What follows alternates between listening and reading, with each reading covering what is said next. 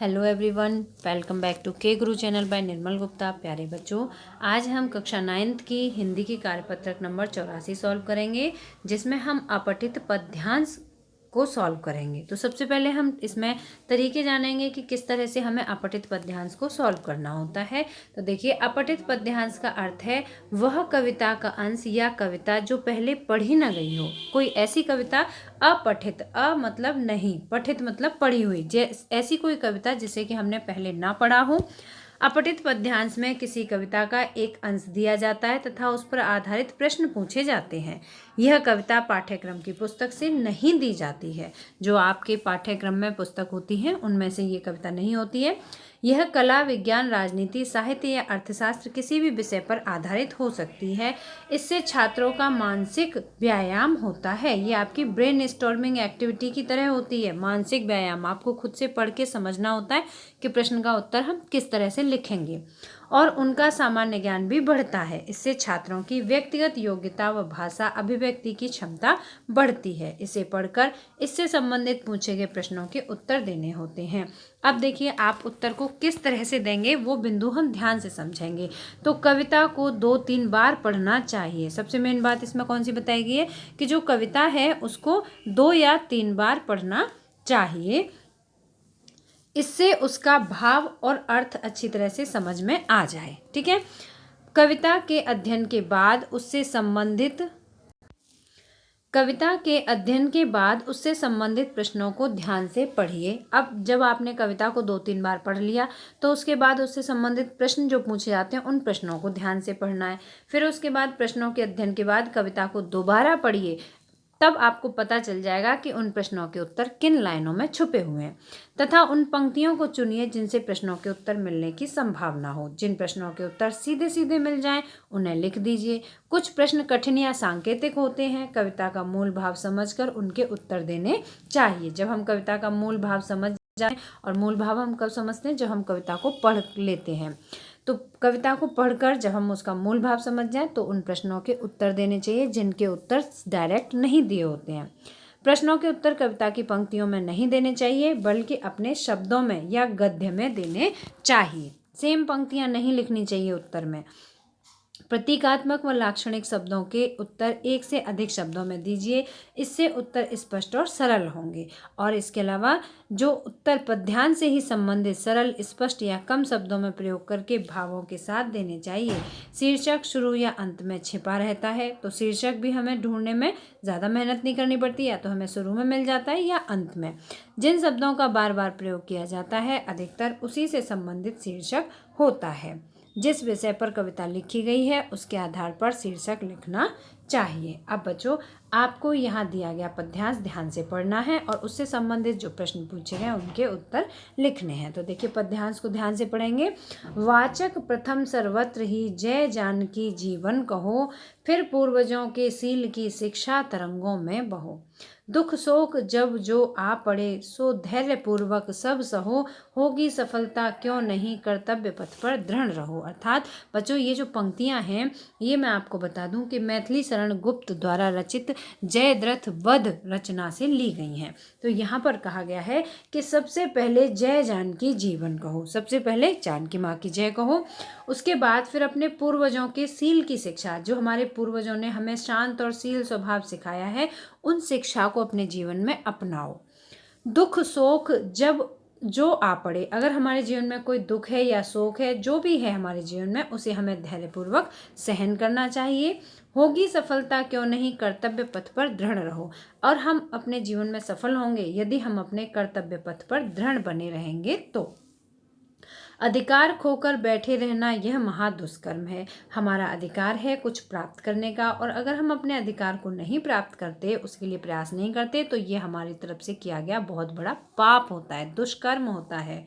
न्यायार्थ अपने बंधु को भी दंड देना धर्म है, और अगर हम न्याय के लिए अपने बंधु को, अपने भाई को भी दंड देते हैं तो उसे भी धर्म बताया गया है। इस तत्व पर ही कौरवों से पांडवों का रण हुआ। बच्चों, आप सभी को पता है, आप सभी ने महाभारत देखा है। कौरव और पांडवों के बीच में क्यों लड़ाई हुई थी? क्योंकि पांडव अपना अधिकार पाना चाहते थे, है ना, और कौरव उनका अधिकार उन्हें नहीं देना चाहते थे। इसी बात के पीछे कौरव और पांडवों के बीच में रण हुआ था, युद्ध हुआ था, जो भव्य भारतवर्ष के कल्पांत का कारण हुआ। जैसे कि हमारे भारत देश में कल्पना भी नहीं की जा सकती थी कि इतना भयंकर, इतना ज़्यादा घोर युद्ध होगा। इतना युद्ध हुआ था कौरव और पांडवों के बीच में।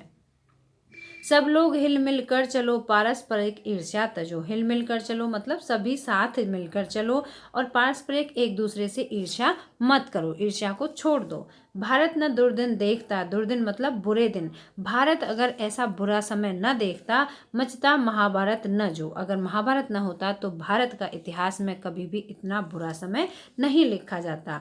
हो स्वप्रतुल्य सदैव को, सब शौर्य सहसा खो गया। हा हा इसी समराग्नि में सर्वस्व स्वाहा हो गया। बच्चों, आप सभी को पता है कि जो युद्ध हुआ था उसमें सभी ने सब कुछ खो दिया था। पांडवों ने भी अपने अपने पुत्रों को खो दिया था। कौरव को तो कुल का ही नाश हो गया था। तो जो सर्वस्व था वो पूरी तरह से स्वाहा हो गया था, सब कुछ नष्ट हो गया था।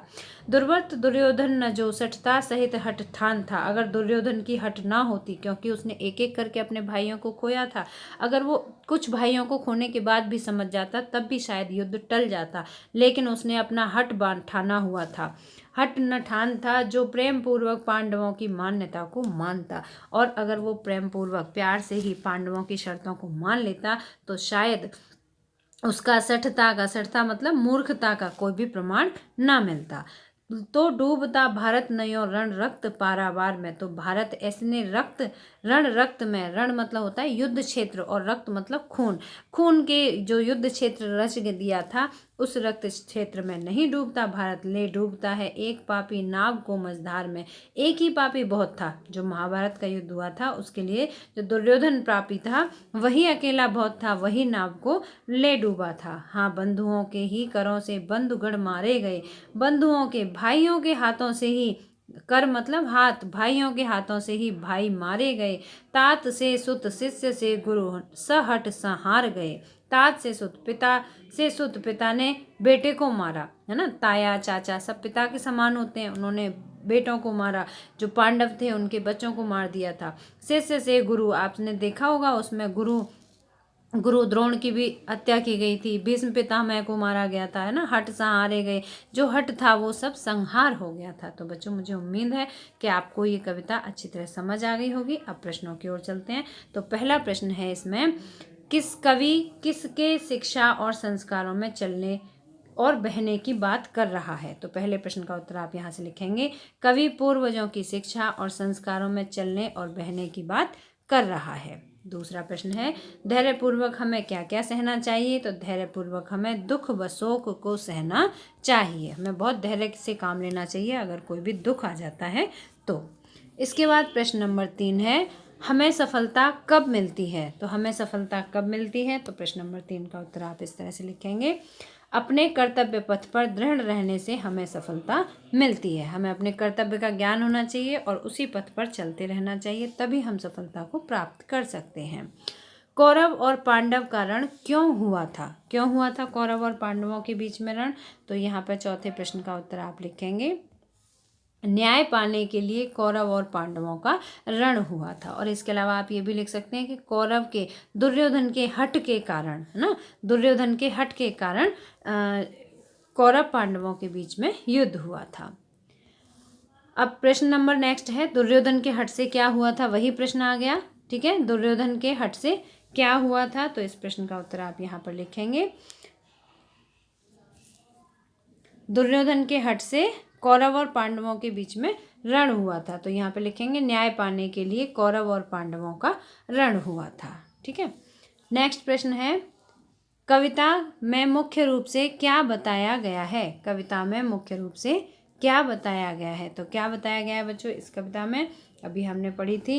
कविता में बताया गया है कि धैर्यतापूर्वक अपने कर्तव्य पथ पर आगे बढ़ते रहने व न्याय पाने के लिए संघर्ष करने के बारे में बताया गया है कि अगर हम धैर्यतापूर्वक अपने कर्तव्य पथ पर आगे बढ़ते रहेंगे और न्याय पाएंगे तो न्याय पाने के लिए भी हमें संघर्ष करना पड़ेगा, जैसे कि पांडवों को करना पड़ा था।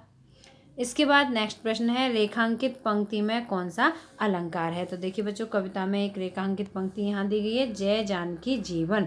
यहाँ पर ज वर्ण की आवृत्ति बार बार हुई है, जय जानकी जीवन। जहाँ पर एक ही वर्ण की आवृत्ति बार बार होती है वहाँ पर अनुप्रास अलंकार होता है। तो यहाँ पर जय जानकी जीवन में अनुप्रास अलंकार है। ठीक है। इसके बाद प्रश्न नंबर 7 है, नीचे दी गई पंक्तियों का भाव स्पष्ट कीजिए। अब पंक्तियां कौन कौन सी हैं? अधिकार खोकर बैठे रहना यह महादुष्कर्म है, न्यायार्थ अपने बंधु को भी दंड देना धर्म है। तो इन पंक्तियों का भाव अर्थ लिखना है। ठीक है, तो आप इस तरह से लिखेंगे, यह पंक्तियां मैथिली शरण गुप्त जी द्वारा रचित जयद्रथ वध रचना से ली गई हैं। इसमें अपने अधिकारों को खोकर चुप बैठे रहने को महादुष्कर्म बताया गया है तथा न्याय के लिए अपने भाई को भी दंड देने को धर्म बताया गया है। तो बच्चों, मुझे उम्मीद है कि आपको आज की वर्कशीट अच्छी तरह समझ आई होगी। अगर आपको समझ आई है तो आप इसे एक बार लाइक ज़रूर करना, और अगर आपने अभी तक हमारे चैनल को सब्सक्राइब नहीं किया है तो आप इसे जरूर करना। मिलते हैं फिर इसी तरह की नेक्स्ट एजुकेशनल वीडियो के साथ। Till then bye bye, good luck to all of you.